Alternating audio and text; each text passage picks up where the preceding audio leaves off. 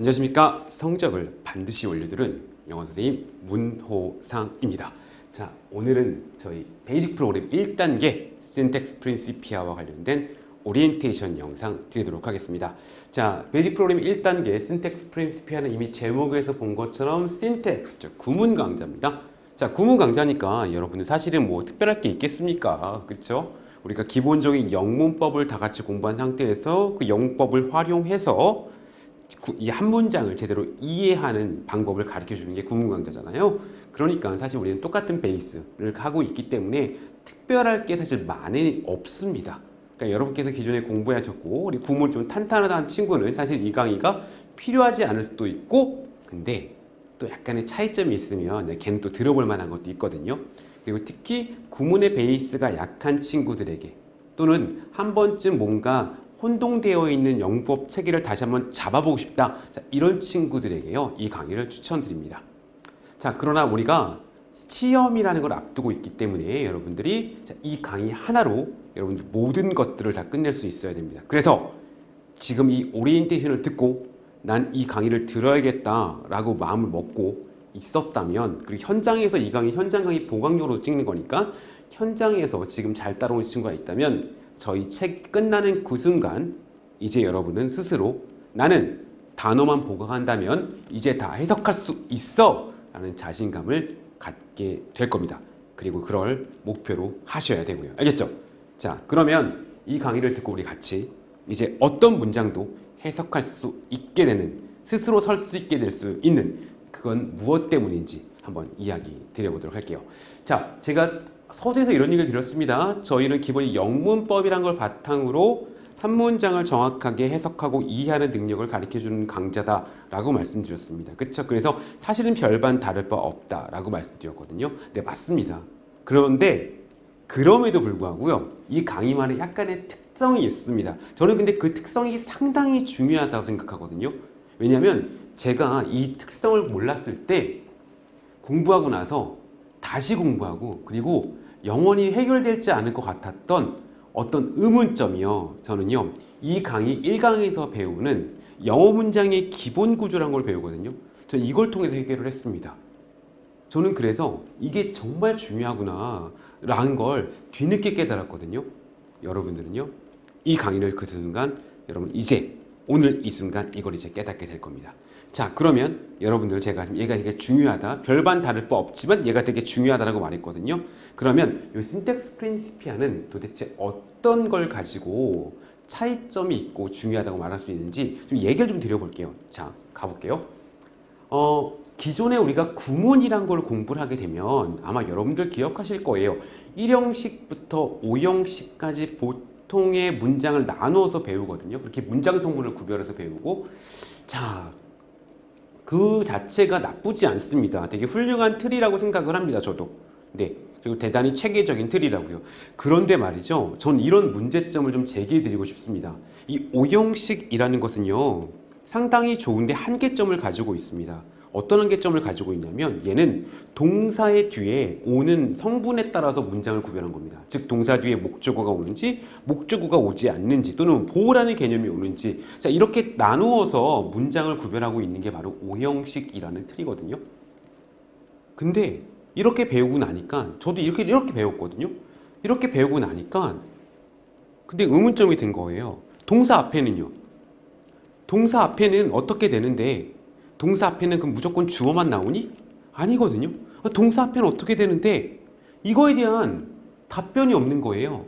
즉 얘는 중요한 걸 배우는 건 맞는데 동사의 기준으로 해서 이렇게 배우다 보니까 뭔가 반만 배우게 되는 거죠. 그리고 얘를 배우다 보면 외워야 할 게 되게 많아요.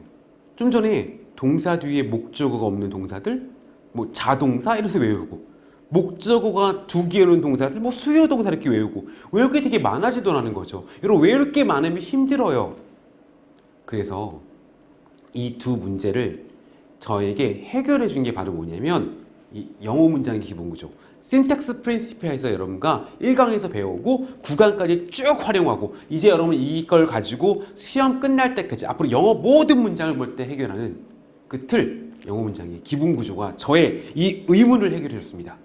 그래서 여러분들 또 이 신텍스 프린시피아를 통해서 제가 이 영어 문장의 기본 구조란 틀을 전달해 드릴 겁니다.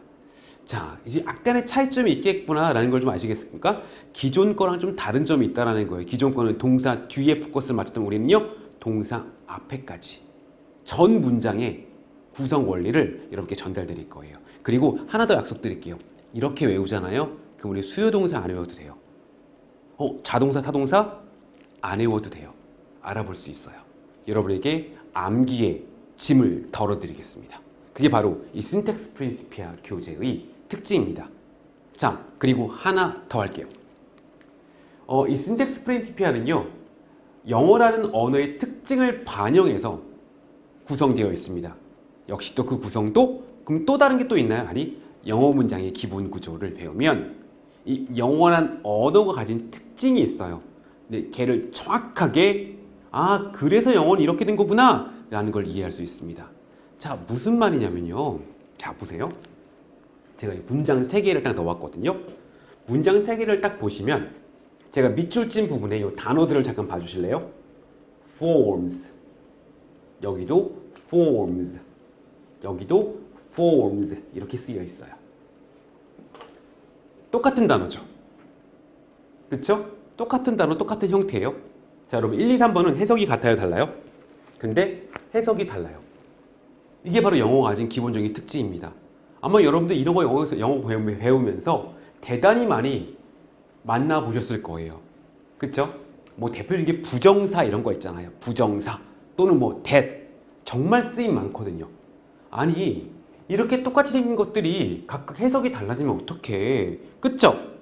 아니 외국 애들은 도대체 이거 그럼 어떻게 의사소통을 하겠다는 거야 라는 거죠. 근데 이게 가능한 이유가 있어요. 왜요? 영어는요 구조가 정해져 있거든요.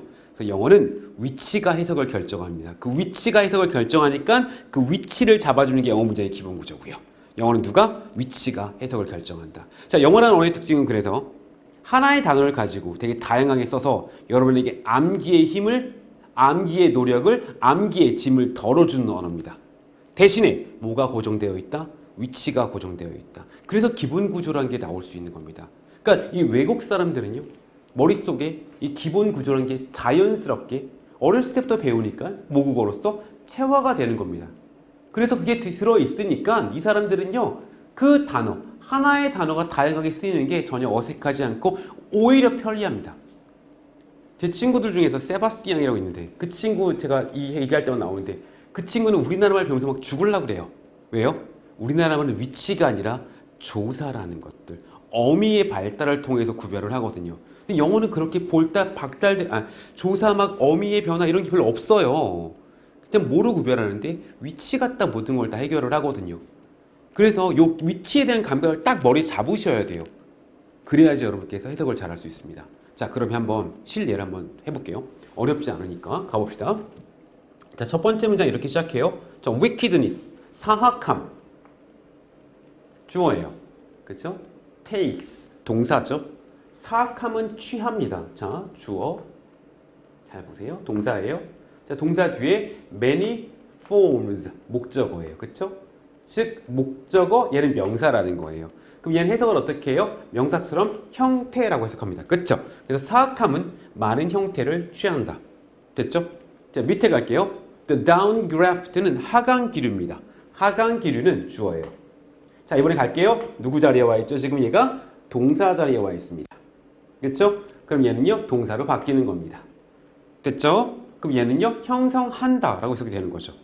뒤에 갈게요. 뒤에 an inward circular pattern. 그래서 내적인 순환 패턴을 형성합니다. 이렇게 해석이 되죠. 자, 그래서 이 하강 기류가 무엇을 만들어낸다? 내적인 순환 패턴을 만들어냅니다. 그래서 목적어다. 뭐 이렇게 말하는 거죠. 됐나요? 그렇죠? 영어는 위치가 역할을 결정한다. 위치가 모든 해석을 결정한다. 자, 이제 그럼 또 가볼게요. 위에. 자, 위에 보세요. 자, secure attachment. 안정적인 애정은 동사죠.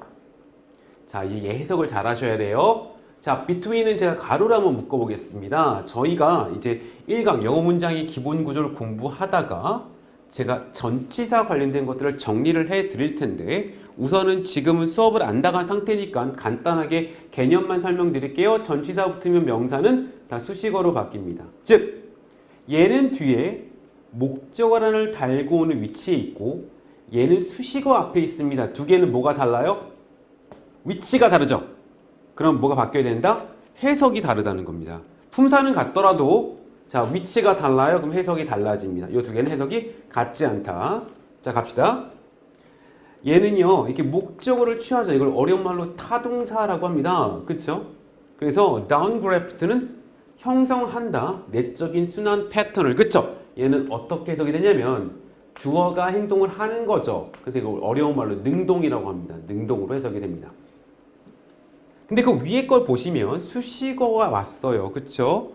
그럼 얘는요, 이거 어려운 말로 자동사라고 하거든요. 그러니까 자타동사도 외우는 거 아닙니다. 영어의 동사는 기본적으로 자타가 다 됩니다.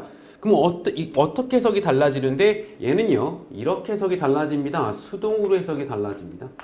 그럼 형성한다가 아니라 형성된다라고 해석이 되는 겁니다.